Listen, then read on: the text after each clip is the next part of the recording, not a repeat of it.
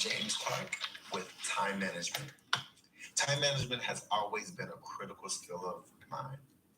Working in high stress and high demand environments, I've thrived in because as a guardian ad litem, I have to often have last minute court hearings, run to back meetings, and even respond to emergency response, whether it's in person or over the phone. For example, when I have to go to court, I have to arrive early to make sure that I look over the docket and make sure nothing is added last minute to my casework. I have to make sure that parents are heard, but the kids are able to express whatever they're feeling.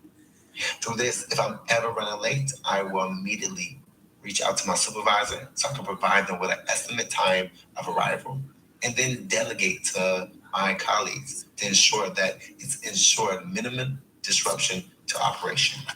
Technology, I grew up to love it. I have extensive experience while working with multiple personalities, but also technology. In my role as a technology specialist for the military as a 25 Bravo, I often manage case documentation software, email communication, whether it's virtual meetings or it can be a crisis intervention call. For instance, when I was working with my leadership in the military, I had to delegate tasks but use a system to market but also report while tracking engagement analysis while working and responding to leadership. Using the dual monitors and quick access tempos, I was able to keep a structured approach to mitigate problems, but also make sure that there was no to little errors.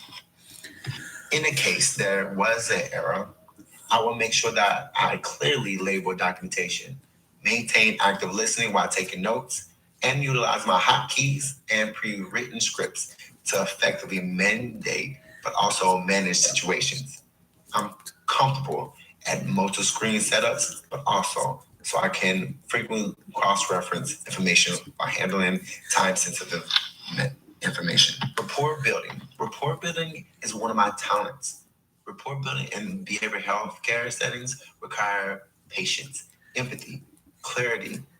In my experience, I've learned that when people come to you in a vulnerable state, you have to listen actively. Learn how to use the tone and validation are essential, especially over the phone. To minimize hangups, I ensure I have a welcome but yet professional voice. For a caller that is frustrated and angry, I understand that it's nothing personally, but I also make sure that I let them know that I'm here for them. And I make sure that I provide clear steps, which always reduces hostility. But if that doesn't, I believe meeting individuals where they are ensures they feel heard and remain calm even in tough conversations. Documentation is very important and is vital in the behavioral health setting. I ensure that my notes are objective, concise, and timely, so it can reflect exactly what is being said without adding assumptions. In my work as a guardian ad litem, I have to report legally sound, meaning fact based, ensuring clear timeline, avoiding personal opinion. I always reread my notes before submission. This to ensure structured templates and so I can maintain clarity. Regarding feedback, I welcome it as a learning tool. In my new role, I expect nothing but constructive input. I see it as a learning opportunity, especially for growth. I believe that cooperation and guidance from my colleagues only improves overall effectiveness and ensures that documentation meets the organization's standards and requirements. Risk assessments. Risk assessments and the factors in a crisis cause are critical, especially ensuring that clients' are safety should always be the top priority. My experience in the crisis management has prepared me to listen for the key warning signs, such as the direct or indirect mention of self-harm, hopelessness, or high anxiety. If a caller expresses suicide, my first steps is to assist the intent, plan, means, and time frame. While keeping them engaged in the conversation, I will use grounding techniques. This is to ensure I don't sound alarmed, but also I keep calm to help them keep talking.